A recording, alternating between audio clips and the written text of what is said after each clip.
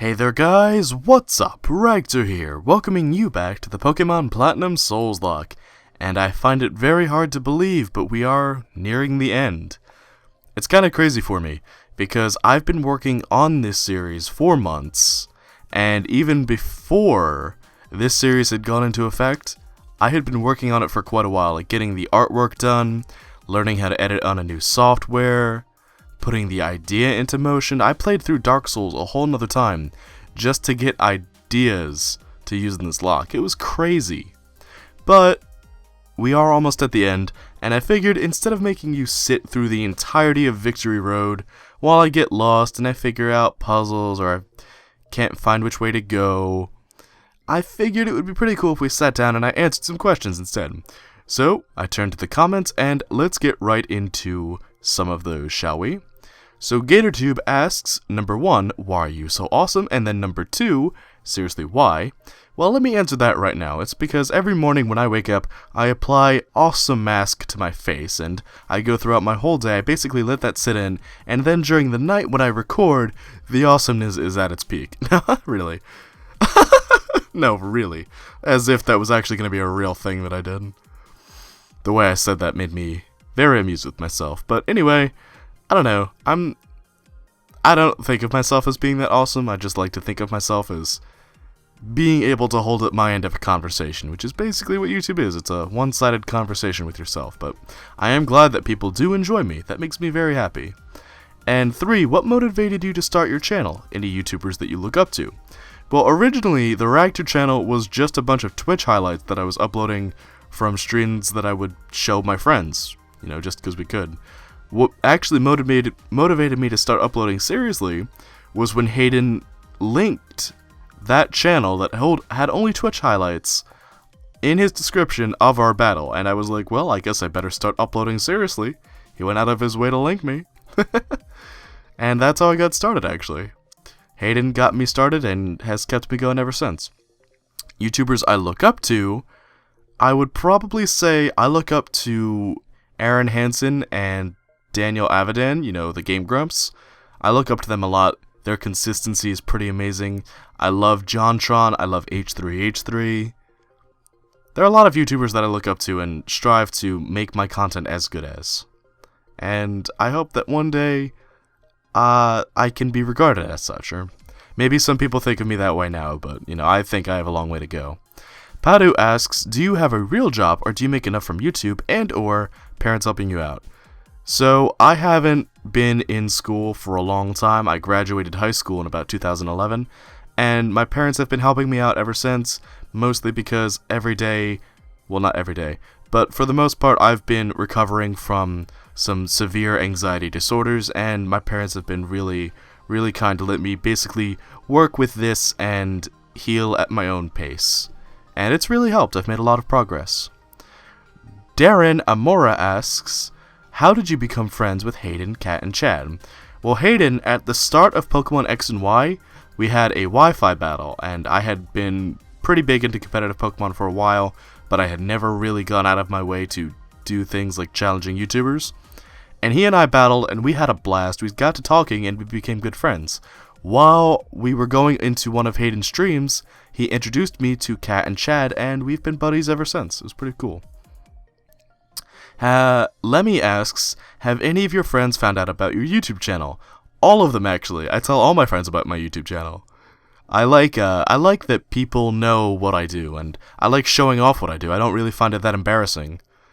Sometimes I do. Sometimes listening to your voice while you know other people are listening can be a little awkward, but I like it. I do like that people that I know can sit down and watch me. It's pretty fun. Tyler Larson asks, what is your favorite Pokemon to use competitively and why? What is your favorite kind of team, offensive, defensive, weather, etc.?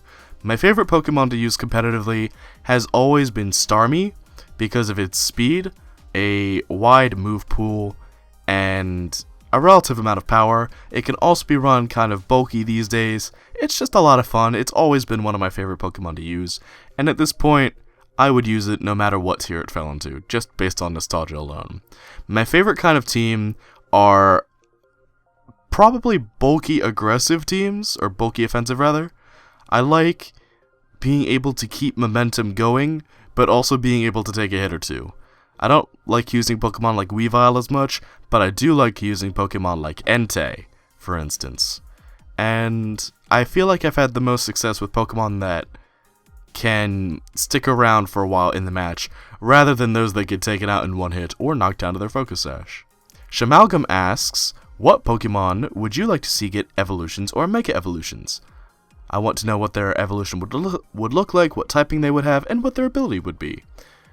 So, one Pokemon that I would definitely love to see get a Mega Evolution would, just to piggyback off the last question, be Starmie. I think Starmie being a water ghost would be really cool, or a psychic ghost in the end, though that'd be weird typing. And I think Pokemon Phoenix Rising, I think that's the game.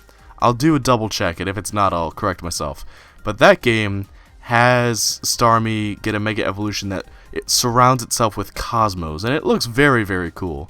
I would have it be something like that, you know, tie into its alien origins a bit, and I would love for it to, it can keep Natural Cure as an ability, but I would love to see it get a massive increase to its defenses. You know, give it a bit more speed, keep about the same power, but give it so much more defenses, make it a bulky monster. I think that'd be rad. But I do believe we are drawing towards the end of Victory Road, so I'm going to wrap things off here with some closing words. So, first of all, thank you guys for the continued support on this series. I know it's been a long one, I know it's been a rough one, but it's been fun. It's been a lot of fun. I feel like all of the work that I had to do in order to make this series what I wanted it to be has come to fruition. It's been a wild ride. It hasn't been a boring one. I have on my channel a leaf green Nuzlocke where I didn't lose any Pokemon and I stopped it because it was boring.